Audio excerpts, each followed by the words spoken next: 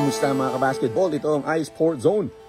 Halftime mga kabasketball ngayong habang nire-record natin yung video na ito. Pero parang nag-give up na yata itong Minnesota Timberwolves. Halftime score 69-40. 29-point lead, halos 30 na. Anong storya dito sa first half mga kabasketball? Ito lang, two things. Luka in-outscore ang Minnesota Timberwolves sa first quarter nang siya lang mag-isa. And then pagkatapos ng halftime, Luka and Kyrie outscoring the entire Timberwolves by themselves. Yung duo na yan.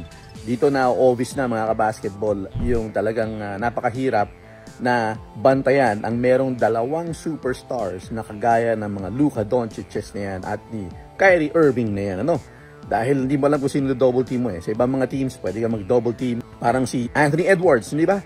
Si Anthony Edwards, isang one-on-one type of player. Pwede mong i-double team. Pag pinasa niya, hindi mo na kinakailangan i-double team yung mga iba. Pagdating sa Dallas Mavericks, hindi mo pwedeng i-double team ang kahit na sino sa dalawa. Hindi ba? Dahil pag yung isa i-double team mo, meron pang isa. So, dyan na lumalabas habang tumatagal yung serye, yung problema na yan na mahirap talagang solusyonan. At according mismo dito sa mga commentators ng TNT, sina Charles Barkley, sina Shaquille O'Neal, ay parang nag-give up na. Nakakahiya daw itong Minnesota Timberwolves. Binubunan sila ng kanilang sariling home court ng mga fans doon dahil nga sa effort na kanilang binibigay. Parang nakontento na yata itong Minnesota Timberwolves na hindi sila ma-sweep at mahirap ng solusyonan. Body language makikita. Pero syempre, tingnan natin sa second half, baka naman magising sila ng kung ano mang sasabihin ng kanilang coach. Pero ayun na nga, parang ayaw nilang bumalik pa sa Dallas para i-extend ang laban. Yun ang nakakita ng lahat, pati ng mga tao doon. Ano? Luka Doncic scored 25 points. Kyrie Irving 19 points. And then sa kabila, 12 points si Anthony Edwards at si Karl Anthony Towns. Sa lahat ng aspeto, outscored, out-rebounded, out-assisted, lahat-lahat ng mga basketball dito sa Minnesota nga na outperform sila nitong Dallas Mavericks. Kaya naman makita natin sa first half ay ganyan na kagad ang kinalabasan. Pero meron pa naman 24 minutes na lalabi. 24 minutes na lang para makarating ang Dallas Mavericks sa finals. 24 minutes pa para i-extend ng Minnesota Timberwolves. Para sa mga mahilig tumalpak dyan at tambay ng mga sportsbook at game apps, pasok na sa Arena Plus. Bukod sa sportsbook at games, pwede mo pa mapanood ng live ang NBA, PBA at iba pang sports. Mag-register na. Scan lang ang QR code na ito.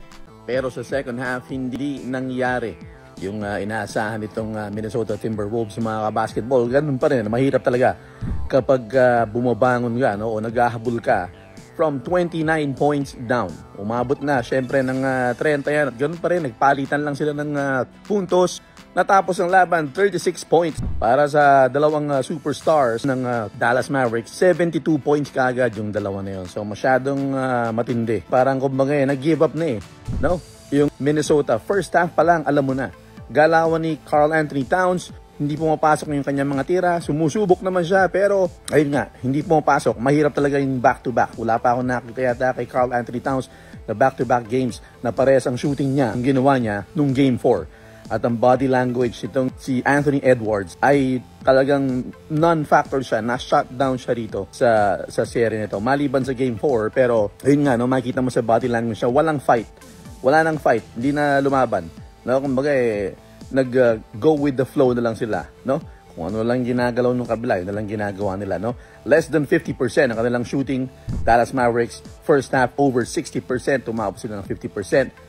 Yun na, end of story mga basketball. Pag yung dalawang superstars mo ay ganyang kumakamada, no? 72 points doon sa dalawa nila. Luka meron pang 10 assists.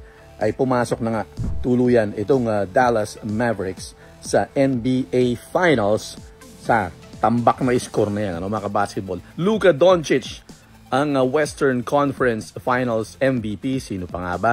No? Pero Kyrie Irving, syempre, hindi niya magagawa yon kung wala ang kontribusyon at ang threat na ibinibigay ni Kyrie Irving. So magandang matchup yan. Boston Celtics, defense, Dallas Mavericks, offense. Sino kaya mananaig? Meron tayong video ng NBA Finals preview. Ginawa ko yan nung Game 4 pa lang mga kabasketball. Game 3, nakita ko na nag 3-0. Ginawa ko na, manalo matalo, no? Malabo naman na, wala pa nakakabangon sa 0-3 at nagkatotoo nga mga kabasketball.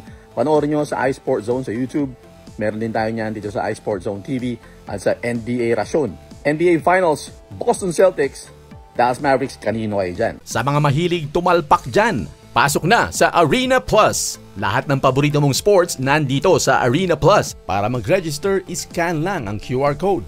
At may bonus na 850 pesos para sa first-time users. Pwede mong ilaro sa sports o iba't ibang klaseng games sa loob ng Arena Plus. At ang maganda dyan ay pwede kang makapanood ng paborito mong sports kasama ang NBA at PBA sa loob ng app basta meron ka lang account. Kaya pasok na sa Arena Plus, iscan lang ang QR code.